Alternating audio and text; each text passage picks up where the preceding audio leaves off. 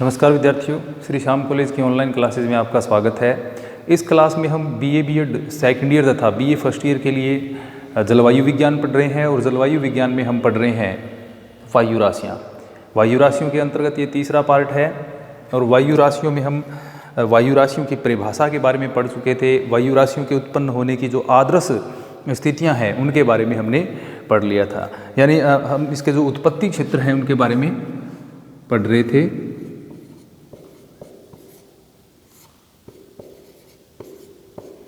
यानी उत्पत्ति क्षेत्र कौन कौन से हैं जहाँ पर वायु राशियाँ उत्पन्न होती हैं।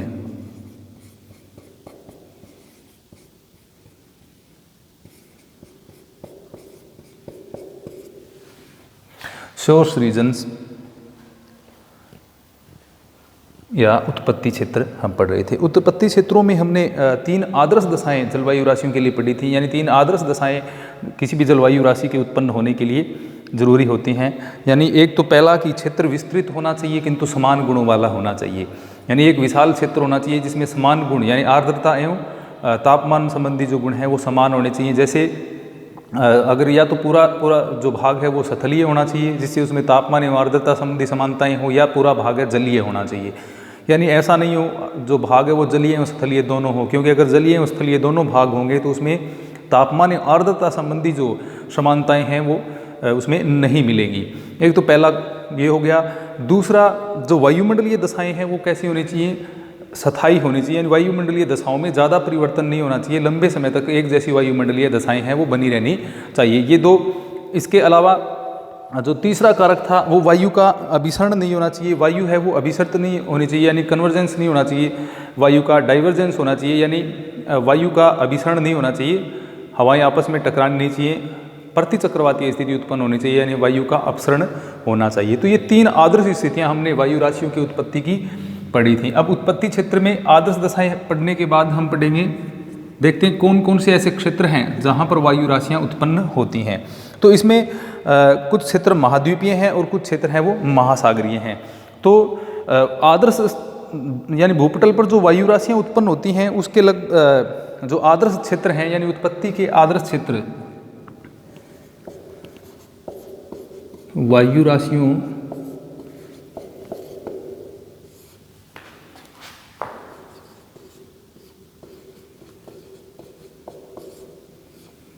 की उत्पत्ति के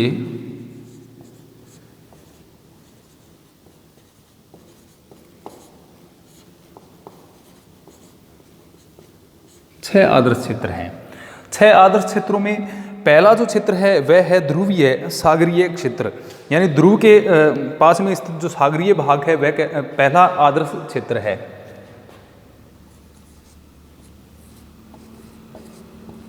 ध्रुवीय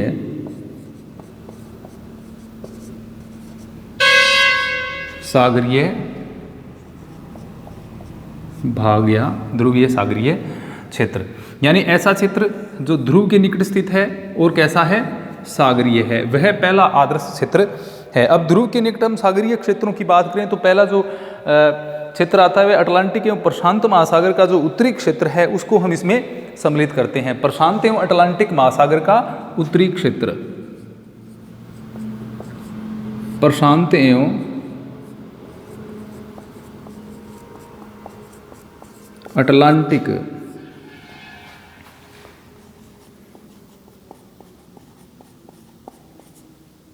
महासागर का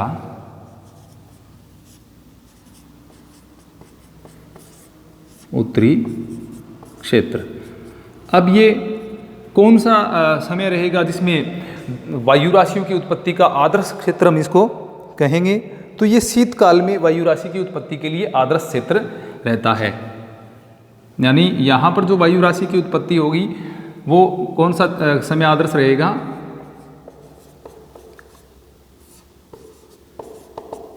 शीतकाल में। यानी यहाँ पर शीतकाल में वायु राशियों की उत्पत्ति होती है। ध्रुवीय और सागरीय क्षेत्र, ध्रुवीय यानी ध्रुव के नज़दीक स्थित है, जो पोलर रीजन है उसमें ये सम्मिलित होता है, यानी ध्रुवीय क्षेत्र है। इसके अतिरिक्त ये कैसा भाग है, सागरीय भाग है, इसलिए हम इसको ध्रुवीय सागरीय भाग कहेंगे, क्योंकि इसमें प्रशांत एवं अटलांटिक महासागर को सम्मिलित किया जाता है। ये दोनों क्या हैं, महासागर, अब महासागर यानी सागरीय भाग हम कह सकते हैं। यहाँ पर शीतकाल में क्या होती हैं वायु राशियों की उत्पत्ति के लिए ये आदर्श क्षेत्र इनको हम कह सकते हैं। तो ये पहला आदर्श क्षेत्र है ध्रुवीय सागरीय भाग, जिसमें अटलांटिक एवं प्रशांत महासागर के जो ध्रुवीय भाग हैं उनको सम्मिलित किया जाता है। इसके बाद 2 नंबर अगर हम बात करें तो दूसरा जो वायु राशियों की उत्पत्ति का मुख्य क्षेत्र है वह ध्रुवीय तथा आर्कटिक महाद्वीपीय क्षेत्र को इसमें सम्मिलित किया जाता है। ध्रुवीय तथा आर्कटिक महाद्वीपीय क्षेत्र।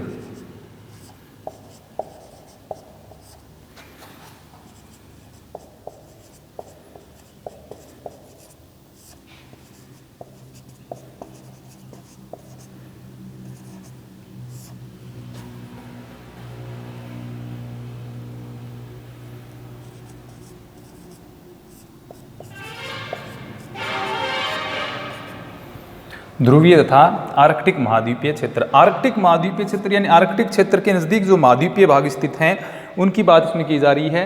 तो एक तो ध्रुवीय क्षेत्र आ जाएगा, उसमें आर्कटिक महाद्वीपीय क्षेत्र यानी आर्कटिक जो महासागर है उसके आसपास का जो महाद्वीपीय क्षेत्र है उसको आर्कटिक महाद्वीपीय क्षेत्र में सम्मिलित किया जाएगा। अगर इस क्षेत्र में हम बात करें कौन कौन से क्षेत्रों को सम्मिलित किया जाता है, तो इसमें उत्तरी अमेरिका और जो यूरेशिया वाला हिमाच्छादित भाग है आर्कटिक प्रदेश को इसमें सम्मिलित किया जाता है। तो यूरेशिया तथा उत्तरी अमेरिका का हिमाच्छादित भाग, इसके अलावा जो द्वीपीय क्षेत्र होंगे आर्कटिक क्षेत्र के वो सारे इसमें सम्मिलित हो जाएंगे।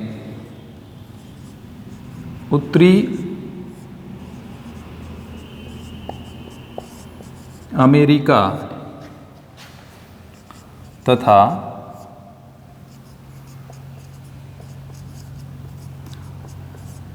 साइबेरिया के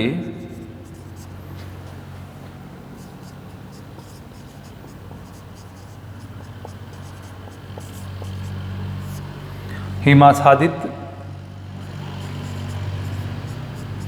क्षेत्र इसमें सम्मिलित किए जाएंगे। इसके अलावा आर्कटिक महाद्वीपीय क्षेत्र, आर्कटिक हिमाच्छादित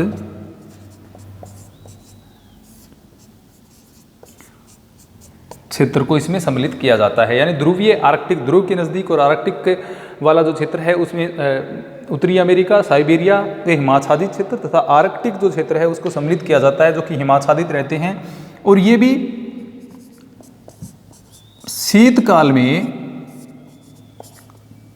वायु राशियों की उत्पत्ति के लिए आदर्श क्षेत्र ये बनता है। यानी शीतकाल में यहाँ पर वायु राशियों की उत्पत्ति के लिए आदर्श स्थितियाँ हैं वो बनती हैं। तो 2 क्षेत्र हमने देखे, ध्रुवीय सागरीय भाग और दूसरा है ध्रुवीय तथा आर्कटिक महाद्वीपीय भाग। अब तीसरे क्षेत्र की बात करें तो उष्णकटिबंधीय सागरीय भाग है। उष्णकटिबंध में स्थित जो सागरीय भाग है उसको इसमें सम्मिलित किया जाता है। उष्ण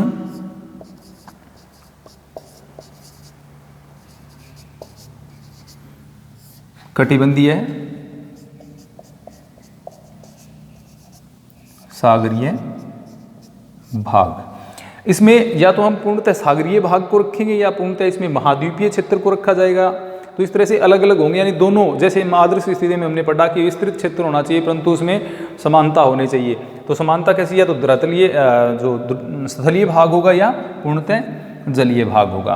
तो उष्णकटिबंधीय सागरीय क्षेत्र, इसमें उष्णकटिबंध का जितना भी सागरीय क्षेत्र है उसको सम्मिलित कर दिया जाता है। उष्णकटिबंध में स्थित सागरीय क्षेत्र को इसमें सम्मिलित किया जाता है। तो इसमें विशेषतः प्रतिचक्रवातीय जो क्षेत्र है उसको सम्मिलित किया जाता है। प्रतिचक्रवातीय यानी जहाँ पर हवाएं ऊपर से नीचे उतर रही हैं और उनका अपसरण हो रहा है उस क्षेत्र को इसमें सम्मिलित किया जाता है। प्रतिचक्रवातीय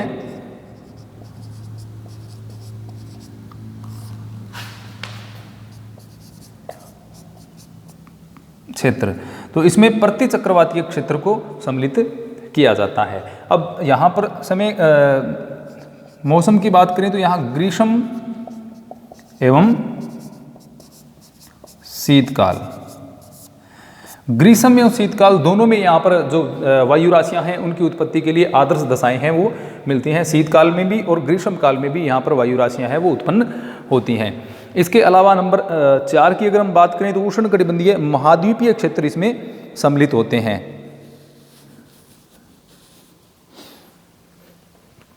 उष्णकटिबंधीय महाद्वीपीय क्षेत्र, यानी उष्णकटिबंधीय सागरीय क्षेत्र आ गए, इसके बाद उष्णकटिबंधीय महाद्वीपीय क्षेत्र, इन्हीं अक्षांशों में स्थित जो होंगे वो उष्णकटिबंधीय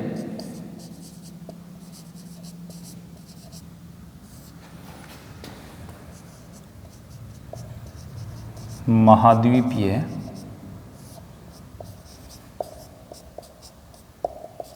क्षेत्र।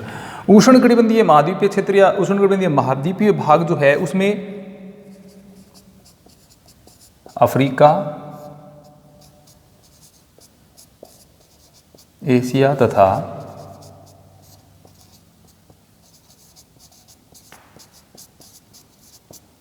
उत्तरी अमेरिका के जो मिसिसिपी घाटी वाले क्षेत्र हैं उनको इसमें सम्मिलित किया जाता है। यानी एशिया आ जाएगा, संयुक्त राज्य अमेरिका, उत्तरी अफ्रीका जो है उसमें सम्मिलित हो जाएगी, और जो उत्तरी अमेरिका है उसका जो मिसिसिपी घाटी क्षेत्र है वो इसमें सम्मिलित होता है।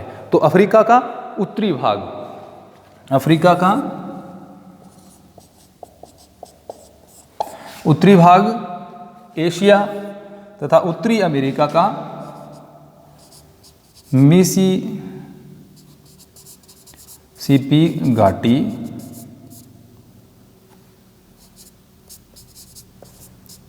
क्षेत्र इसमें सम्मिलित होता है। अब ये जो क्षेत्र है यहां पर ग्रीष्म काल में अधिक व्यवस्थित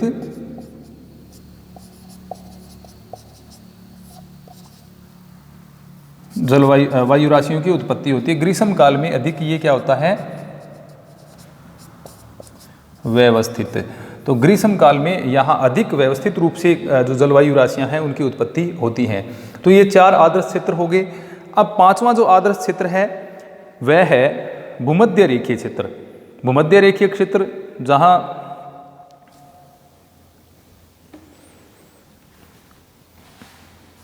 वायु राशि की उत्पत्ति की आदर्श दशाएं स्थित होती हैं, उसमें भूमध्य रेखीय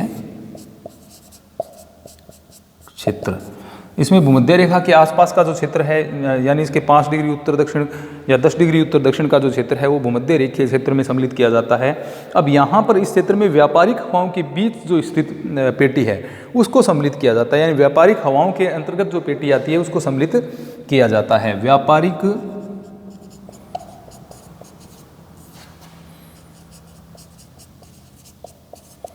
हवाओं के मध्य दोनों गोलार्धों में स्थित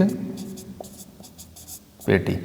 तो व्यापारिक हवाओं के मध्य स्थित जो पेटी है उसको भूमध्य रेखीय क्षेत्र में सम्मिलित किया जाता है। और एक क्षेत्र में अगर समय की बात करें, यानी वायु राशियों की उत्पत्ति के लिए आदर्श दशाओं की बात करें, तो यहाँ पर वर्ष भर वायु राशियों की उत्पत्ति के लिए आदर्श दशाएं पाई जाती हैं, क्योंकि यहाँ पर अलग अलग ऋतुएं नहीं होती हैं। सूर्य वर्ष भर सीधा चमकने के कारण तापीय तापांतर है वो कम देखने को मिलता है। इसलिए यहाँ पर क्या है,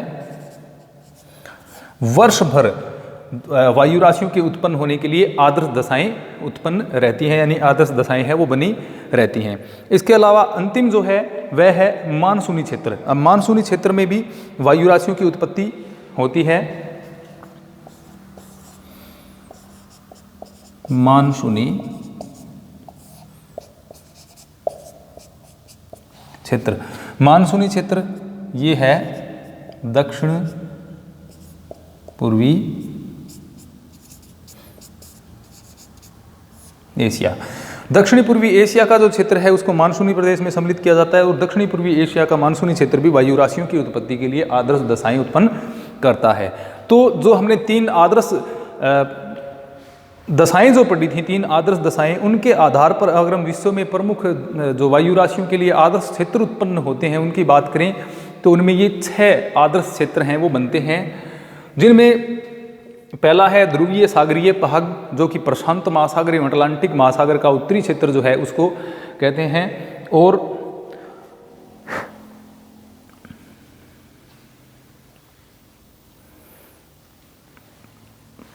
पहला ध्रुवीय सागरीय भाग, प्रशांत महासागर एवं अटलांटिक महासागर का उत्तरी भाग। इसमें शीतकाल में आदर्श दशाएं होती हैं। ध्रुवीय दूसरा है ध्रुवीय तथा आर्कटिक महाद्वीपीय क्षेत्र उत्तरी अमेरिका तथा साइबेरिया के हिमाच्छादित क्षेत्र हैं। इसके अलावा आर्कटिक का हिमाच्छादित जो क्षेत्र है वो इसमें सम्मिलित होता है और ये शीतकाल में आदर्श दशाएं जलवायु राशियों के उत्पन्न होने के लिए प्रदान करता है। उष्णकटिबंधीय सागरीय भाग, उष्णकटिबंध में स्थित जो सागरीय भाग है वो भी जो कि प्रतिचक्रवातीय क्षेत्र है वो शीतकाल एवं ग्रीष्मकाल दोनों में वायु राशियों के उत्पन्न होने के लिए आदर्श दशाएं प्रदान करता है।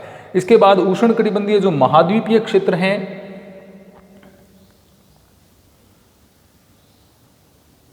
उनमें उत्तरी अफ्रीका, एशिया तथा उत्तरी अमेरिका का मिसिसिपी घाटी वाला जो क्षेत्र है उसको सम्मिलित किया जाता है जो कि उष्णकटिबंधीय महाद्वीपीय क्षेत्रों में है।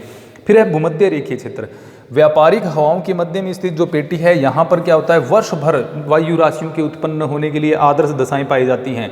इसके अलावा मानसूनी क्षेत्र में दक्षिणी पूर्वी एशिया वाला जो भाग है उसमें भी वायु राशियों के उत्पन्न होने के लिए आदर्श दशाएं पाई जाती हैं। तो इनमें हमने एक विशेष बात यह है कि जो भाग महाद्वीपीय हैं यानी पूर्णतः महाद्वीपीय हैं या फिर पूर्णतः सागरीय भाग हैं, तो ऐसे विस्तृत क्षेत्र होने चाहिए जो या तो पूर्णतः महाद्वीपीय हों या पूर्णतः जलीय भाग हों या सागरीय भाग हों, उन पर क्या है वायु राशियाँ हैं वो उत्पन्न होती हैं। क्योंकि अगर भाग जलीय और स्थलीय दोनों होंगे तो उनमें तापमान संबंधी विभिन्नताएं अधिक पाई जाएंगी। तो ये विश्व के 6 आदर्श क्षेत्र हो गए जहाँ पर क्या है वायु राशियाँ हैं वो उत्पन्न हो सकती हैं, क्योंकि वायु राशियों के उत्पन्न होने के लिए कुछ आदर्श दशाएं होती हैं। 3 आदर्श दशाएं हम पढ़ चुके हैं। तो ये थी वायु राशियों की उत्पत्ति के क्षेत्र।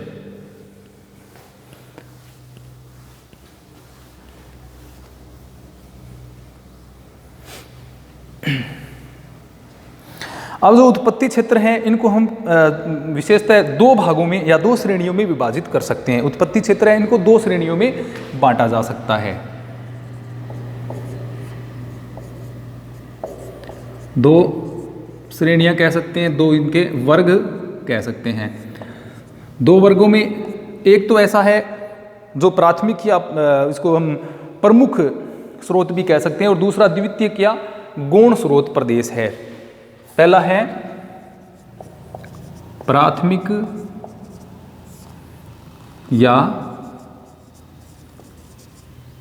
प्रमुख स्रोत प्रदेश यानी प्राइमरी सोर्स रीजन कह सकते हैं। दूसरा है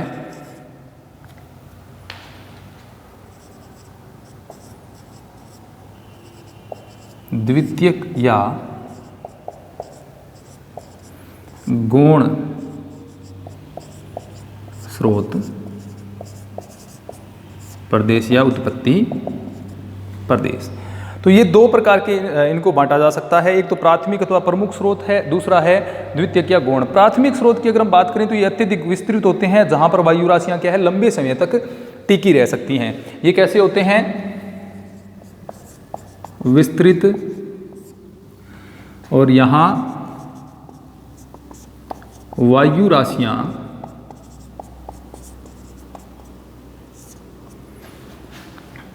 लंबे समय तक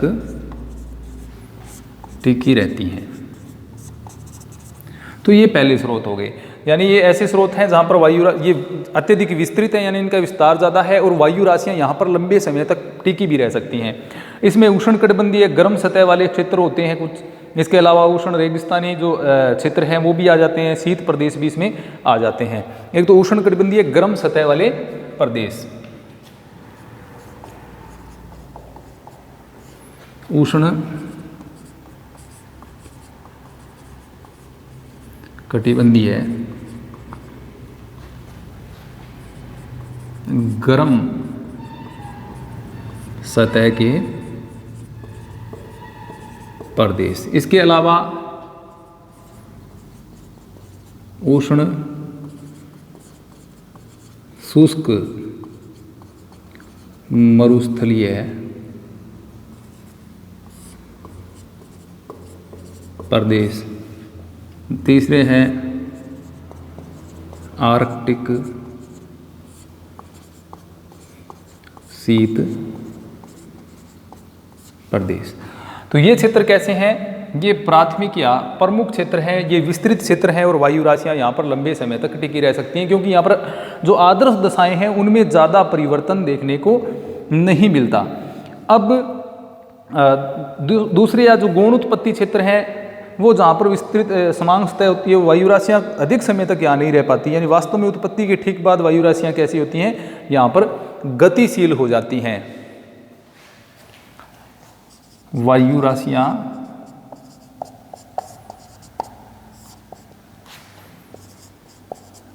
उत्पत्ति के पुनः बाद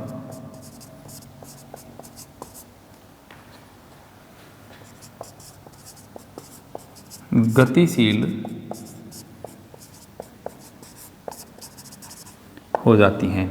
तो जिन क्षेत्रों में वायु राशियाँ उत्पत्ति के साथ ही क्या हो जाती हैं, गतिशील हो जाती हैं, वो द्वितीयक या गौण स्रोत प्रदेश कहलाते हैं। जैसे मानसूनी प्रदेश हैं, इनमें भी वायु राशियाँ हैं वो उत्पत्ति के पुनः बाद गतिशील हो जाती हैं। तो इस प्रकार के जो क्षेत्र हैं वो क्या कहलाते हैं, यानी जहाँ पर वायु राशियाँ पुनः यानी उनमें बहुत ज़्यादा परिवर्तन हो जाता है, या वायु राशियाँ द्वितीयक क्षेत्र जो होते हैं उनमें वायु राशियाँ रूपांतरित होती रहती हैं, यानी मॉडिफाइड होती रहती हैं। इनमें वायु राशियाँ क्या होती हैं, रूपांतरित होती रहती हैं, पुनः बाद गतिशील हो जाती हैं तथा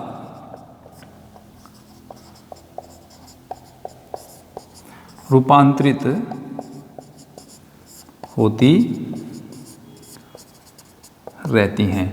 तो द्वितीयक या गौण प्रदेश में वायु राशियाँ स्थिर नहीं रह पाती हैं और क्या हो जाती हैं, रूपांतरित होती रहती हैं, और इनमें विचित्र गुणों को ये धारण करती रहती हैं, यानी जो स्थलीय क्षेत्र के गुण होते हैं उनको धारण करती रहती हैं।